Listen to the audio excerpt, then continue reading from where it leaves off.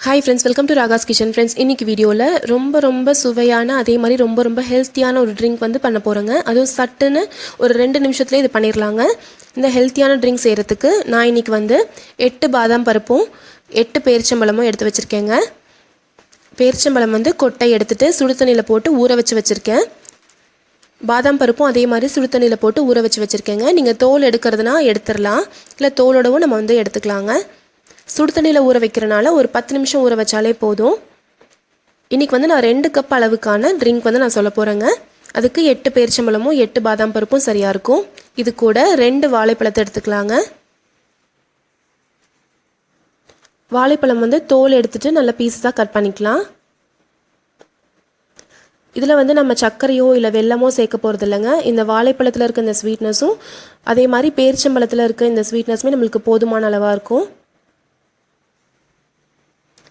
இப்போ நம்ம ஒரு மிக்ஸி ஜார் எடுத்துக்கலாங்க. மிக்ஸி ஜார் எடுத்துகிட்டு கட் பண்ணி வச்சுருக்க வாழைப்பழத்தை சேர்த்துடலாம்.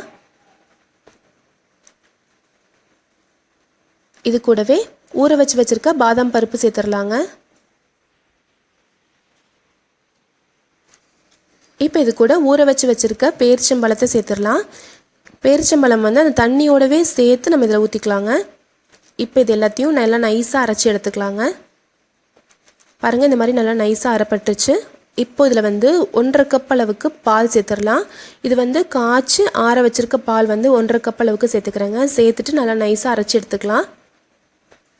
இப்போ பாருங்கள், சூப்பரான ட்ரிங்க் ரெடி ஆயிடுச்சு. நான் இன்றைக்கி வந்து இதை வந்து ஐஸ் கட்டி எதுவும் சேர்க்கலை. உங்களுக்கு வேணும்னா நீங்கள் வந்து சில்லுன்னு சர்வ் பண்ணலாம். இதை இல்லை இப்படியே குடித்தாலே ரொம்ப டேஸ்டியாக இருக்கும். ரொம்ப ஹெல்த்தியும் கூட. கண்டிப்பாக டெய்லியுமே சாயங்காலம் கூட நம்ம குழந்தைங்களுக்கு வந்து இது கொடுக்கலாங்க. ரொம்ப ஹெல்த்தியான ஒரு ட்ரிங்க் இது.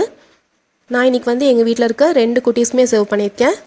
ரொம்ப விரும்பி சாப்பிட்டாங்க. கண்டிப்பாக நீங்கள் ட்ரை பண்ணி பாருங்கள். இந்த ரெசிபி உங்களுக்கு பிடிச்சிருக்குன்னு நினைக்கிறேன் ஃப்ரெண்ட்ஸ். பிடிச்சிருந்துச்சுன்னா நம்ம சேனல் ராகாஸ் கிச்சனில் ஒரு லைக் கொடுங்க. ஃப்ரெண்ட்ஸ் கூட ஷேர் பண்ணிக்கோங்க. சப்ஸ்கிரைப் பண்ணி வச்சுக்கோங்க. தேங்க்யூ.